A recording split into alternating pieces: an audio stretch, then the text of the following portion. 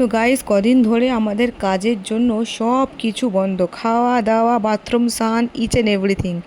বাবার কাজ আসছে বলে কথা, বাড়িঘর তো খুব সুন্দর করে সাজাতে হবে। এ দেখো গাইস, আমাদের বাথরুমের কাজ অলরেডি অলমোস্ট কমপ্লিট, মার্বেলের কাজ কমপ্লিট, ফ্লোরিং আর আজকেই দেখো টাইলসগুলো লাগানো হয়ে গেছে। কি সুন্দর হয়েছে না টাইলসগুলো, দেখো গাইস, ওয়াও, জাস্ট অ্যামেজিং। এবারে তোমাদেরকে দেখাবো কীরকম শাওয়ার, কোমোড, বেসিন লাগানো হয়েছে না হয়েছে গাইস। আর এটাই হচ্ছে আপাতত ব্লগ। পুরো ব্লগটা এবার পুরো বাথরুম যখন আমাদের তৈরি হয়ে যাবে তখন ফুল কমপ্লিট লুকস তোমাদেরকে আমি দেখাবো। দেখতেই পাচ্ছ আমাদের বাড়ি ঘরের যা বাজে অবস্থা, ওরে বাপরে বাপ। এই কারণেই আমি আমার ওয়ালিকে কালকে আমার ফ্ল্যাটে নিয়ে যাব, কেননা যখন ঘর বাড়ি কালার হতে শুরু করবে না তখন ওকে রাখাটা টু মাচ রিস্কি। তাও তো আমার ওয়ালি এই এই অবস্থায় ওই ফাঁক দিয়ে বেরিয়ে গেছিলো। আর এই দরজাটা বারবার বন্ধ রাখতে হচ্ছে। কেন রাখতে হচ্ছে তোমাদেরকে দেখাচ্ছি।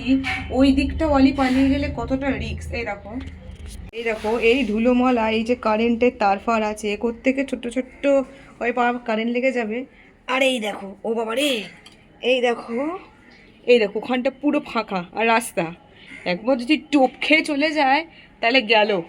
ওই জন্যই ওয়ালিকে আমরা কি করব, নিজের ফ্ল্যাটে নিয়ে যাব।